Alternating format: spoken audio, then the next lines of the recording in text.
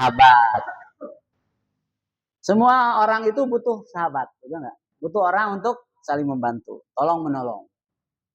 Nah, ketika kita mencari sahabat, kita berteman dengan orang-orang soleh itu jadi ibadah. Amin. Karena Allah berfirman, wa ta'awanu 'alal birri wat taqwa wa la ta'awanu 'alal itsmi wal udwan. Tolong menolonglah kamu dalam kebaikan dan takwa. Dan jangan tolong menolong dalam ismi wal udwan, dosa dan permusuhan. Artinya ketika kita bekerja sama untuk sebuah kebaikan, itu jadi yang ibadah. Hari ini kita kerjasama. Ustadz Asmul dengan etikanya menjadikan gedung. Pak Dodi dengan Kang Andi sebagai panitia. Saya dengan Kang Awal pengisi.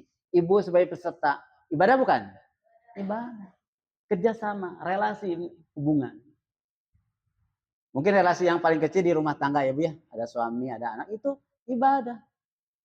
Dalam masyarakat pun ibadah. Punten, dalam bernegara pun jadi ibadah. Walau ahlal qura amanu wattaqau lafatahna alaihim barakati minas sama. Kalau seandainya penduduk negeri beriman dan bertakwa, maka Allah akan menurunkan keberkahannya. Coba membangun negeri, tugas kita bukan masyarakat. Jadi dalam ayat tadi, seandainya penduduk negeri beriman dan bertakwa. Jadi tugas kita, jadikan penduduk negeri ini beriman dan bertakwa. Jadi Pak Dudi dari mulai kecil sampai besar dibingkai dalam takwa. Keluarga kan sama. Robbana hablana min azwajina wa dzurriyyatina qurrata ayun waj'alna lil muttaqina imama. Supaya keluarga itu jadi takwa. Selain saling menenangkan, qurrata ayun kan menenangkan. Suami menenangkan ibu, ibu menenangkan suami. Anak menenangkan orang tua menenangkan anak. Qurrata ayun. Dan tugas keluarga pun waj'alna, jadikan kami lil muttaqina imama, pemimpin bagi orang-orang yang bertakwa. Jadi tugas keluarga itu membangun takwa. Masyarakat pun sama. Wa tawanu al birri wat taqwa. Tolong menolong dan kebaikan dan takwa. Negara pun sama. Supaya penduduk negeri ini bertakwa. Penduduk negeri siapa, Bu? Pejabat, rakyat, penduduk negeri. Kita penduduk negeri. Jadi tugas kita supaya penduduk negeri beriman dan bertakwa. Makanya kita harus berdakwah itu bukan hanya di keluarga, di masyarakat, bahkan di negara. Karena tugas kita sama, supaya menjadi bertakwa. Siap semua Ibu? Ya Allah. Nah inilah kebutuhan manusia. Jadi kegiatan apa yang tidak ibadah dalam hidup ini? Betul nggak? Kita sholat ibadah, kita mencari ilmu ibadah. Isi kita supaya sehat ibadah. Mencari harta ibadah. Bayar pajak insya Allah niatkan. Ya, harta kita bermanfaat untuk membangun. Mana yang tidak ibadah? Berumah tangga ibadah. Makanya yang perlu itu niatnya. Niat harus lurus. Lalu kata-kata kita bismillah. Ibu bismillah nggak kesini? Bismillah. Kullu amrin dibalin la yuda bismillahirrahmanirrahim fahuwa aqta. Dan perbuatan itu harus sesuai perintah Allah. Maka itu perintah Allah. Semuanya ada dalilnya. Betul nggak? Kita sholat ada dalilnya. Kita mencari ilmu ada dalilnya. Kita mencari uang ada dalilnya. Kita supaya sehat ada dalilnya. Kita bersosial ada dalilnya. Kita mungkin lebih jauh kita bernegara, berpolitik ada dalilnya. Karena ingin membangun negara. Siap ya? Nah tadi di antara 7 kebutuhan tadi ada yang satu Bu. Yang kedua intelektual. Kebutuhan ilmu. Nah, dengan ilmu ini mana HP ini jadi? Oh iya kan dikenal. Nah, jadi ilmu ini Imam Ghazali membagi 3 Bu. Jadi urutan ilmu itu Imam Ghazali membagi 3 tingkatan. Pertama ilmu nadhariyah. Nadhariyah ini ilmu teori. Jadi ilmu yang sifatnya ya tadi sebagai teori, menyampaikan ya, lalu ditulis. Jadi hanya sebatas ya teori lah. Semua ilmu kadang teori dulu kan ya. Di sekolah anak-anak kan ada buku paket, mencatat dan sebagainya. Itu hakikatnya teori dulu. Perlu nggak teori? Perlu. Ibu ke majelis taklim Kira-kira setiap penceramah kebanyakan ngomong kan? Ya ngomong ya. Masa ada yang bagi-bagi uang nggak ceramah? Enggak ya. Artinya teori dulu ya. Jadi itu nadoriyah. Yang kedua, ilmu menurut Imam Ghazali ilmu amaliyah. Ilmu yang diamalkan. Jadi ilmu itu ulah teori hungkul kudu diamalkan. Ya. Pernah saya Ahmad Dahlan ya punya murid. Dia itu mengajarkan surat Al-Maun. Surat Al-Maun ternyata terus surat Al-Maun sampai 10 kali berapa kali. Si murid itu bertanya, dah cangkelnya bosannya belajar ya tawai. Ya saya kenapa engkau dari kemarin sampai sekarang mengajarkan surat Al-Maun terus? Apakah tidak ada yang lain? Kata saya Ahmad Dahlan, sesungguhnya aku mengajarkan terus karena aku ingin melihat kalian mengamalkannya. Jadi ibu-ibu ketika ke majlis taklim itu hanya teori. Nah diamalkan ketika pulang. Soalnya ngamalkan bu ilmu yang dimisalin duka pokoknya ya hadir ya. Nah boleh ketika dicatat ini diamalkannya apa? Tadi ilmu tentang kebutuhan sosial berarti kita harus berbagi ya. Siap ibu ya? Jadi ilmu amaliyah yang diamalkan. Yang ketiga menurut Imam Ghazali ilmu tajribiyah. Ilmu tajribiyah ini ilmu yang berdasarkan pengamalan tadi. Jadi pengalaman. Misalnya saya berceramah di biskota. Nah pengalaman saya di biskota itu jadi ilmu. Betul nggak? Ibu-ibu punya anak, ada yang 1, ada yang 2, 3, misalnya ada yang 10 misalnya. Ada yang 10 bu, 7. Orang tua dulu mah sadar pada dirinya. Istri Abi 11 bersaudara, istri bungsu. Kalau saya 7 bersaudara. Nah, ketika kita punya anak banyak itu pengalamannya jadi ilmu. Jadi sesuatu yang jadi pengalaman jadi ilmu. Misalnya ibu-ibu punya masalah bu, ibu hayang masalah alim, kan? Hayang masalah alim. Kan hidup ini masalah bu. Hidup ini kumpulan masalah. Jadi bukan alim, guru masalah alim, ingin sesuai dengan kemampuan. Jadi masalah itu jadi ilmu bu. Jadi gini bu, supaya kita siap menghadapi masalah, nggak apa-apa ya. Jadi ilmu juga kan. Jadi dengan masalah ini Allah ingin memberikan 3 kebaikan. 3 kebaikan salah satu tadi ilmu. Pertama, masalah sama dengan ujian. Betul nggak? Masalah sama dengan ujian. Gaduh puta ini ujiannya punya. Ketika ujian, apa yang terjadi setelah ujian anak-anak? Asalnya kelas 1 naik kelas 2. Jadi apa? Naik tingkat. Artinya ketika Allah menguji manusia, Allah ingin meningkatkan derajat. Kira-kira senang nggak naik derajat? Senang. Terus saya kelas 3 tiba-tiba naik sedih ya. Artinya dengan masalah itu ujian kita akan naik derajat. Jadi harus senang. Ada masalah senang naik derajat. Yang kedua, dengan masalah ini tadi Allah ingin menjambah ilmu. Betul nggak? Jadi kan ilmu pengalaman itu tidak banyak yang tahu. Para pengusaha yang sukses itu jadi ilmunya bisa dibagikan. Artinya ketika kita menghadapi masalah yang besar, kalau kita sabar, kita kuat, jadi ilmu, jadi kuat kita. Jadi jangan takut dengan masalah, ya. Yang ketiga, dengan masalah ini tujuannya Allah ingin menambah pahala yang banyak pada kita. Contoh, ya mah ibarat pengibaratan Ustaz Dudi. Ada seorang laundry. Ada mahasiswa tukang laundry. Mahasiswa itu membeli laundry tiap hari. Bu, berapa laundry sekarang laundry per kilo? Ada yang tahu? 5.000. Nah, 5.000 tiap hari. Yang tukang laundry senang nggak dapat laundry? Nah, karena tadi. Nah, suatu hari si mahasiswa ini tidak melondri. Dia sebulan karena kakaknya mungkin. Tapi pakaiannya numpuk di rumah. Banyak. Nah ketika sudah sebulan, ya pakaian yang banyak itu dilondrikan ke tukang laundry, ke si ibu laundry. Nah, ketika ibu laundry menerima pakaian yang banyak dari mahasiswa itu senang tidak? Kenapa? Menghasilkan. Artinya, ketika kita diuji Allah dengan masalah, kalau masalah kecil mah kan halnya kecil-kecil.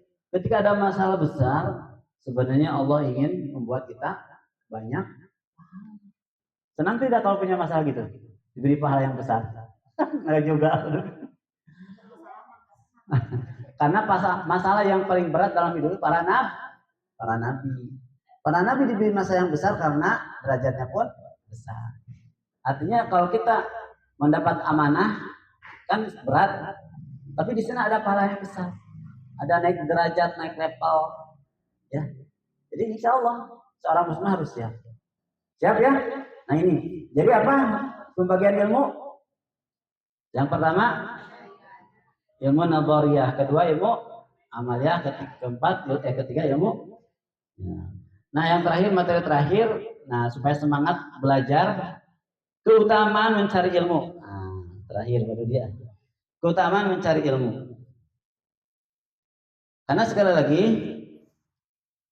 kadang mencari ilmu itu tadi ada yang malas, ada yang nggak mau. Nah, bagaimana supaya kita selalu mencari ilmu? Yang pertama, dengan ilmu atau belajar ini, pertama Allah mengangkat derajat manusia.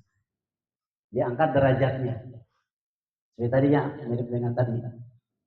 Jadi ketika kita senang mencari ilmu, maka Allah akan mengangkat derajat manusia. Dalam surat apa tentang ilmu Bu? Ada dalam surat Al-Mujadilah ayat 11 ya. Allah berfirman, "A'udzubillahi minasyaitonirrajim." Pembukaan tadi.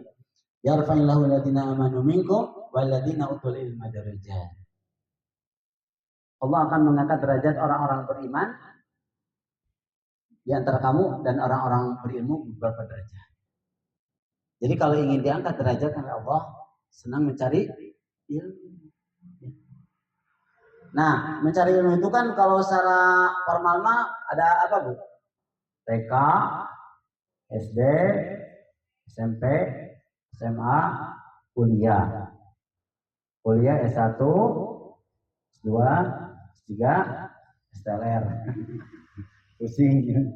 Nah, yakini dengan ilmu Allah mengangkat derajat manusia. Nah, ternyata bukan orang beriman saja. Orang kafir pun bisa diangkat derajat. Cuma di dunia.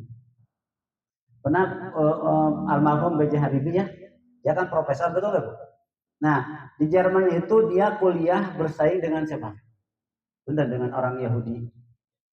Orang Yahudi sama-sama pintar.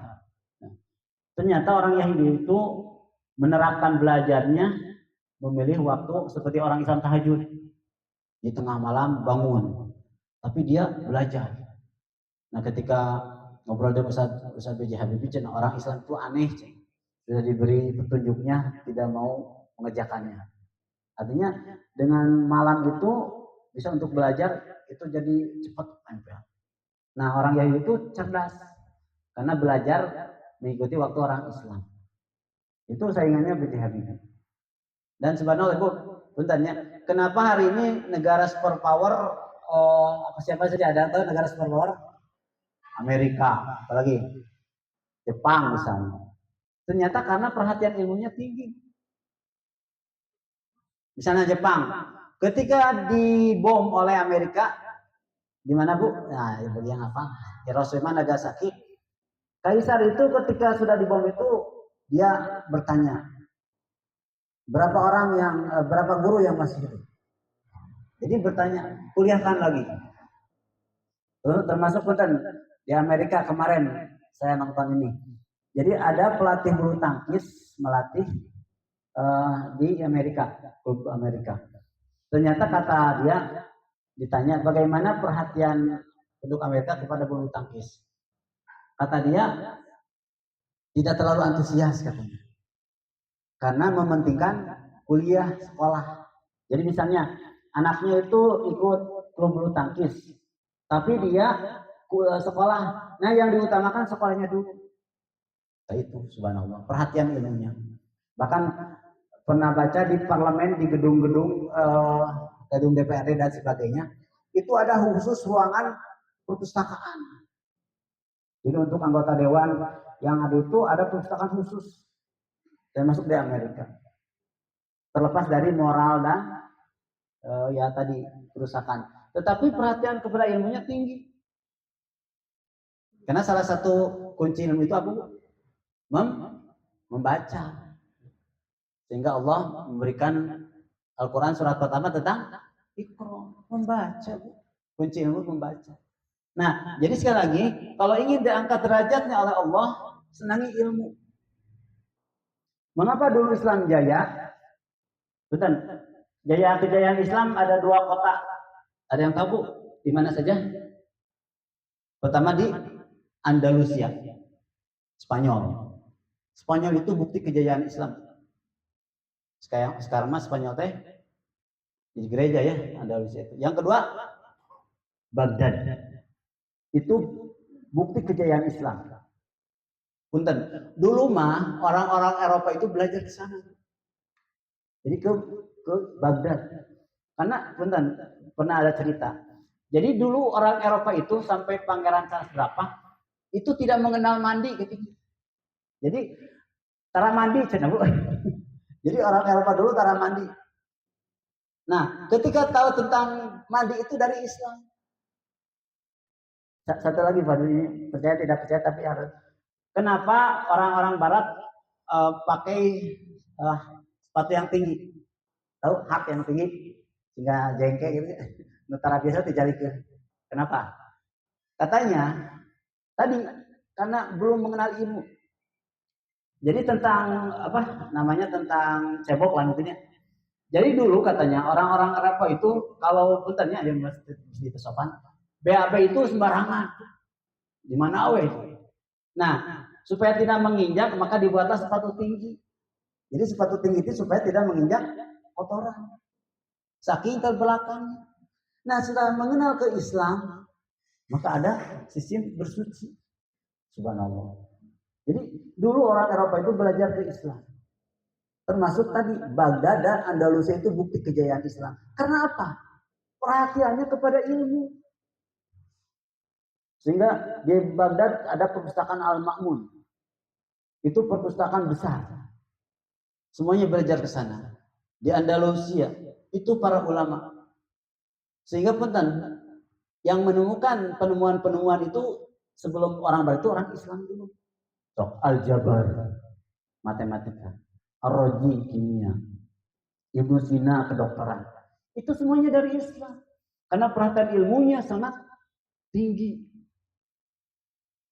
Makanya supaya umat Islam itu hancur, faktornya 2 yang dihancurkan. Supaya jauh dari Islam dan jauh dari ilmu. Sehingga orang-orang Tartar, Mongol, itu ketika menyerang Islam dihancurkan. Perpustakaan dibakar. Sampai sungai Tigris itu hitam oleh tinta. Selain manusianya dibantai, buku-buku dibakar. Jadi ilmu hilang dari umat Islam. Sehingga hari ini umat Islam tertinggal. Sehingga Barat mempelajari Islam diterapkan. Jadi ilmu Islam diterapkan. Sehingga maju. Artinya ketika umat Islam ingin jaya lagi, masyarakat harus senang ilmu. Subhanallah. Makanya ibu-ibu kalau ada waktu ya sering majlis taklim misalnya baca buku ya. Aduh udah terus dekat tinggal tuh kacamata. Terus burem. Tenang ya, misal kacamata baca. Jadi sekali lagi dengan ilmu akan diangkat derajatnya oleh Allah, dunia dan akhirat. Itu ya. Makanya senang ilmu. Maka anak-anak kita ibu yang sekolah beri semangat. Jangan sampai janganlah sekolah sekolah aja, kebuka duit mah. Nggak saya bantu bapak. Ada gitu. Tapi sekali lagi semangati, ya semangati. Kan penting ayah nama ayahnya program gratisnya. Misalnya kuliah ada KIP, ada bidik misi, dan sekolah gratis. Ya punya SD, SMP, SMA gratis betul nggak?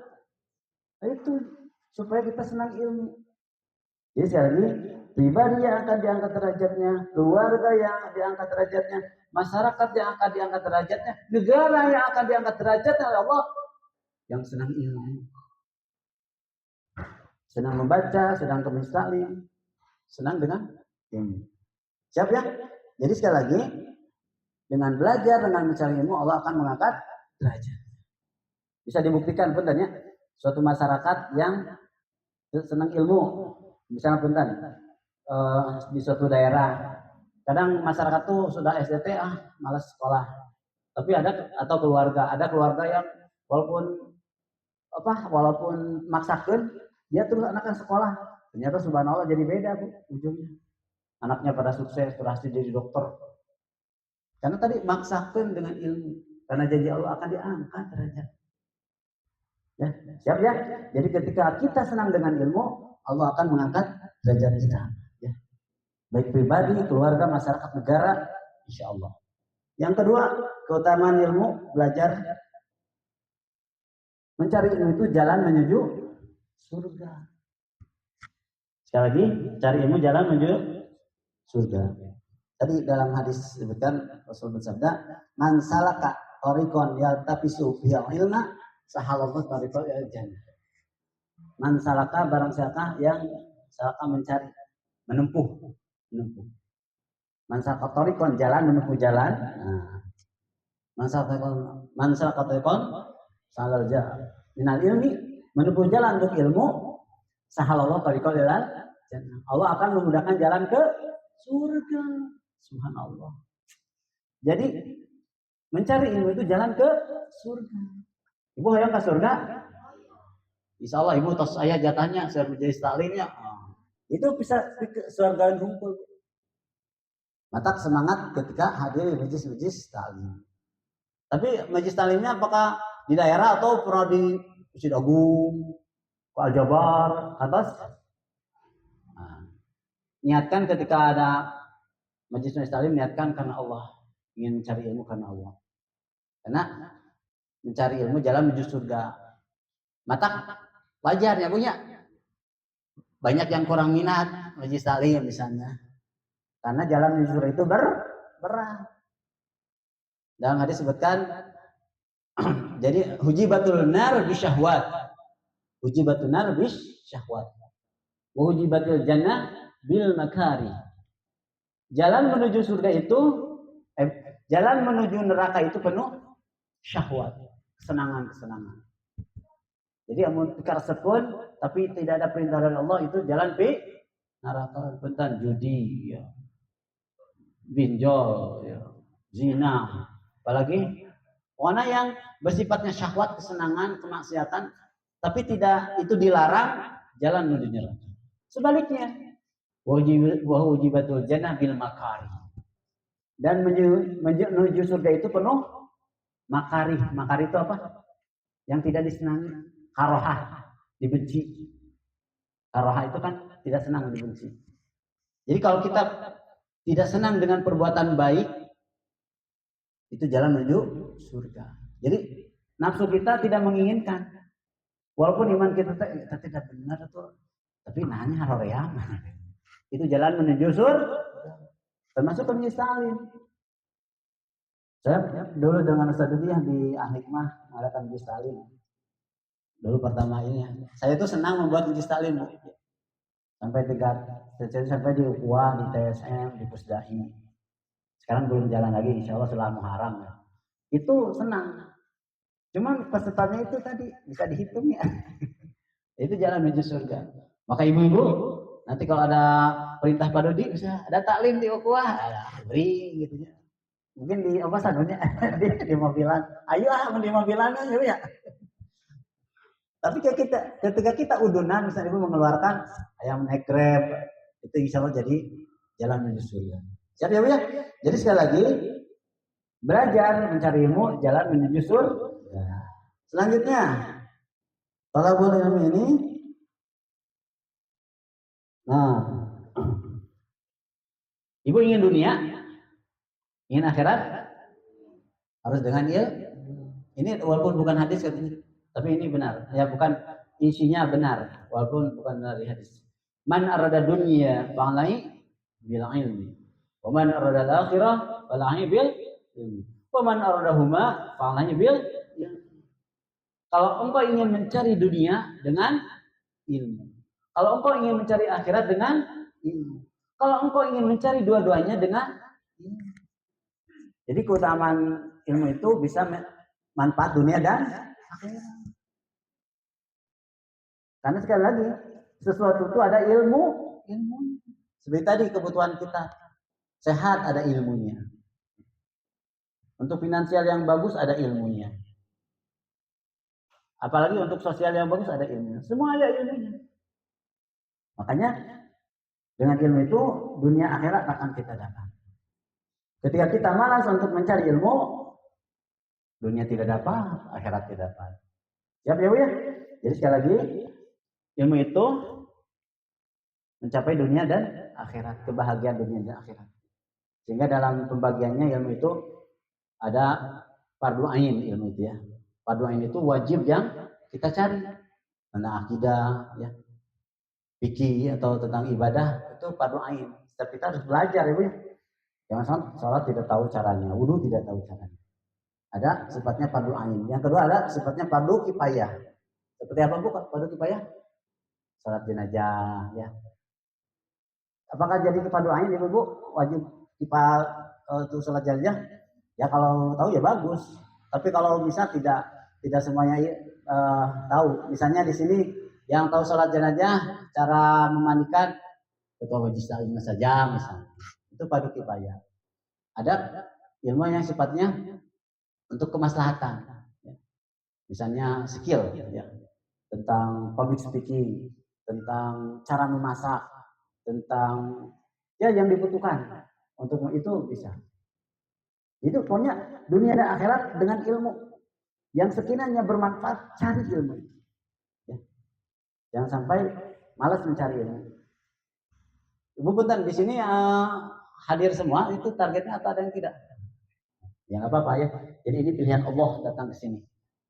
Jadi ketika diajak ibu mencari ilmu oleh yang lainnya, jangan sampai apa penyakit haro ya. Ulah segala lagu darso horean ji gue mana. Orang mah pipilueun. Terkas orang mah harus pipilueun. Ulah harorean ya. Jadi ilmu bermanfaat dunia dan akhirat. Yang sifatnya fardu ain, fardu kifayah dan sifatnya bermanfaat, kita siap mencari ilmu. Selanjutnya mencari ilmu manfaatnya. Mencari ilmu itu insya Allah amal jariah yang terus mengalir. Nah ini. Idza mabta'a ibnu Adam inqata amalihi illa min thalasin. Idza mabta'a ibnu Adam ketika mati anak Adam inqata amaluhu terputus semua amalnya. Min salasin kecuali ila salasin. Sadaqatun jariyah. Aw ilmun yuntaba'u bihi. Waladun soleh yad'u lah. Jadi ketika anak Adam meninggal putus amalnya kecuali 3 perkara. Yang pertama sedekah jariyah. Jadi kalau ibu sudah sedekah ya, insya Allah pahalanya mengalir terus Bu, walaupun sudah wafat. Yang kedua ilmu yang bermanfaat. Jadi ilmu bermanfaat ini ketika kita belajar tidak rugi Bu. Ibu dapat ajarkan ke anak kita, ibu dapat ajarkan ke tetangga kita, mengalir pahala kita. Lalu anak yang soleh yang mendoakan kita, subhanallah. Itu yang Allah berikan ya dengan ilmu. Selanjutnya keutamaan ilmu adalah ilmu dengan ilmu Allah akan didoakan oleh para malaikat. Nah, didoakan oleh para malaikat. Sesungguhnya para malaikat meletakkan sayap-sayapnya untuk menuntut ilmu. Sesungguhnya para malaikat meletakkan sayap-sayapnya untuk penuntut ilmu. Karena ridho dengan yang dicari. Jadi malaikat pun menjaga kita, mendoakan kita. Selanjutnya dengan ilmu. Nah, ini ungkapan. Ilmu lebih utama dari ahli ibadah. Ahli ilmu lebih utama dari ibadah. Keutamaan orang berilmu atas ahli ibadah seperti keutamaanku atas orang-orang yang paling rendah di antara kalian. Hadis riwayat Tirmidzi. Allahu Akbar. Jadi derajat orang yang senang mencari ilmu lebih tinggi daripada ahli ibadah. Artinya gini, orang yang beribadah karena ilmu. Beribadah tidak karena ilmu itu jadi tidak diterima. Jadi ahli ibadah yang berdasarkan ilmu itu lebih mantap. Sehingga ada istilah gini. Kalau untuk punten, misalnya ada kajian. Dulu pernah kajian. Nah pas kajian itu pada Isya. Jadi ada pada maghrib ada kajian. Lalu ada azan Isya. Setelah itu kalau kajian belum selesai itu dibolehkan selesai dulu. Nanti sholat Isya dia diakhirkan atau selesai. Itu supaya ya tadi keutamaan ilmu, ya, keutamaan ilmu. Selanjutnya, nah ilmu itu warisan para nabi. Ini warisan para nabi. Para nabi tidak mewariskan dinar dan dirham. Mereka hanya mewariskan ilmu. Subhanallah. Jadi itu ya. Jadi ilmu itu warisan para nabi. Jadi semangat Bu, semangat. Ketika ilmu hilang pada manusia akan hilang keberkahan. Sehingga kata Rasulullah, umat ini menjadi hilang keberkahannya karena wafatnya para ulama. Jadi orang-orang berilmu itu wafat maka umat akan kehilangan cahayanya gitu. Siap ya? Terakhir artinya ini terakhir kedua ya. Sampai 10:30. Cara Allah memberikan ilmu ya. Cara Allah memberikan ilmu. Jadi Allah itu memberikan ilmu dengan dua cara. Allah itu memberikan ilmu dengan dua cara. Yang pertama secara langsung.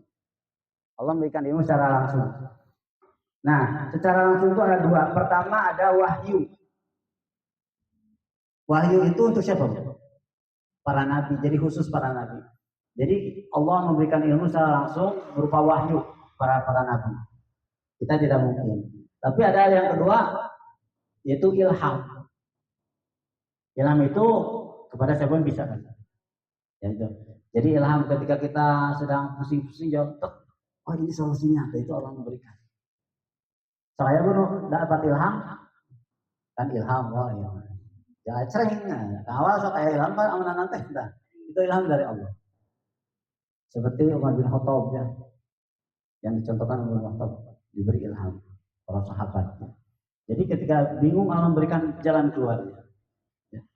Umar bin Khattab kan ketika suatu perkara itu, misalnya dulu tarawih itu masing-masing ketika Umar mendapat itu jadi kacau balau ya, maka menyatukan berjamaah. Jadi ilham. Yang kedua ilmu yang diberikan Allah lewat proses belajar. Nah, yang pertama melalui akal. Nah, jadi ilmu itu menggunakan akal. Yang kedua dengan panca indera. Jadi dengan panca indera. Jadi gunakan mata, telinga, tangan untuk mencari ilmu, insya Allah. Nah itu ibu-ibu. Jadi sekali lagi semangatlah mencari ilmu karena ilmu tadi akan coba diulangi lagi ya. Mungkin ibu tadi ada yang telat-telat ya, kita ulangi dari awal. Jadi sekali lagi kesimpulannya hidup kita adalah ibadah. Ya. Setiap gerak diri kita harus ibadah. Bagaimana supaya kita yakin hidup kita ibadah? Pertama, niat karena Allah. Kedua, awal bismillah. Ketiga, yakin perintah itu perintah Allah. Yang pertama, perintah Allah itu ya sesuai dengan kebutuhan manusia. Yang pertama kebutuhan spiritual. Ya. Sholat, haji, zakat, baca Quran untuk spiritual itu jadi ibadah aktivitasnya. Yang kedua, intelektual, mencari ilmu. Tadi thalabul ilmi, membaca buku, itu jadi ibadah, pergi ke wisma. Yang ketiga, fisikal, supaya kita sehat, badan kita sehat, bugar. Ketika kita menjaga makanan, ketika kita berolahraga, supaya fisik kita kuat. jadi ibadah. Atau ketika sakit kita berusaha untuk berobat, jadi ibadah. Yang keempat, finansial. Kebutuhan itu tuh malia harta. Ketika kita mencari harta, berusaha bekerja, maka aktivitasnya jadi ibadah. Dengan harta untuk kelangsungan hidup kita, dengan harta untuk berjuang berjihad jalan Allah. Selanjutnya kebutuhan emosional. Kita ingin senang, kita ingin bahagia, maka prosesnya jadi ibadah. Termasuk pun tadi kita healing jalan-jalan ya, kan supaya atau tidak stres itu jalan-jalan, betul nggak? Refleksi itu jadi ibadah. Jadi dalam Islam pendidikan tarbiyah atau dharma wisata itu tafakur alam, itu jadi ibadah. Karena kita melihat ayat Allah, gitu ya. Jadi ibadah supaya kita bahagia. Selanjutnya kebutuhan sosial. Ya. Kita berinteraksi, kita membantu orang yang membutuhkan, itu jadi ibadah. Terakhir kebutuhan relasional, membentuk kerjasama tolong menolong di rumah tangga, di masyarakat, di negara. Kita bekerja sama dalam kebaikan dan takwa, jadi ibadah. Itu. Nah, bahasan yang kita adalah ilmu intelektual, kebutuhan ilmu. Keutamaan ilmu satu, meningkatkan derajat manusia. Kalau ingin meningkat derajatnya, cari ilmu, cinta ilmu. Yang kedua, jalan menuju surga.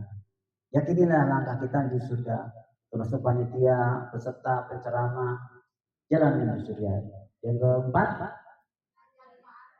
manfaat dunia akhirat. Ketiga, artinya manfaat dunia akhirat. Ingin dunia dengan ilmu, dengan akhirat dengan ilmu, ingin kedua-duanya dengan ilmu. Yang keempat, amal jari yang tidak terputus ilmu itu, subhanallah. Terus mengalir ketika wafat. Yang kelima, didoakan para malaikat. Insyaallah. Yang terakhir, jadi derajatnya bisa lebih dari ahli ibadah. Selanjutnya, apalagi tadi materinya?